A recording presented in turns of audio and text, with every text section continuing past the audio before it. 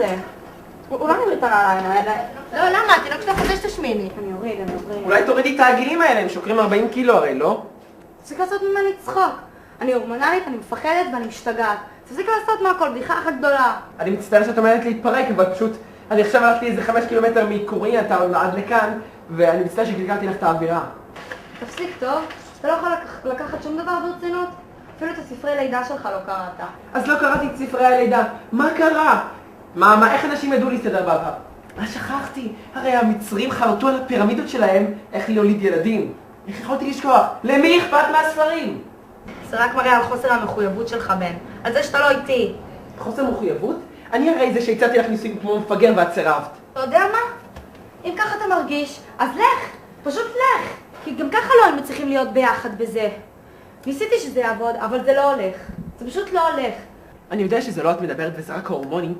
כל כך הרבה זמן רציתי להגיד את זה, פשוט לכו תזדיינו חתיכת מזדיינים הורמונים כלבה מטומטמת. להורמונים, לא אליסון. ויש לך בת, לכי תקני דברים בוורוד.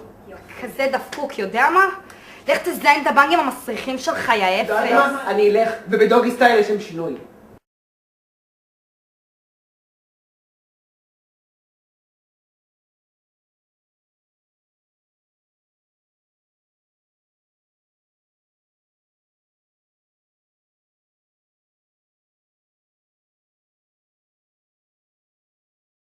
נשים בעבר לא היה להם ספרי לידה, מה הם עשו? אז נכון, שכחתי, התבלבלתי. צ'יינאטאון, די! הצעתי לך ניסויים כמו איזה מפגר ואת סירבת. אם ככה אתה מרגיש, תלך, פשוט תלך. למה?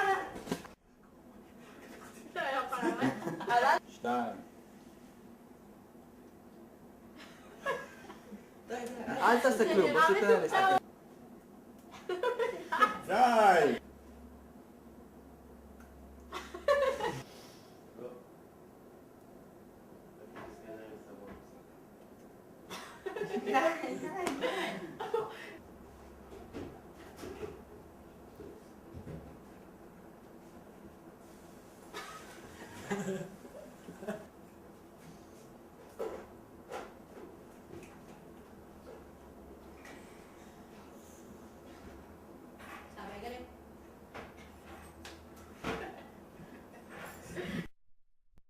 שלך, יא אפס. יודעת מה? אני אלך, ובדוגי סטייל יש שם שינוי.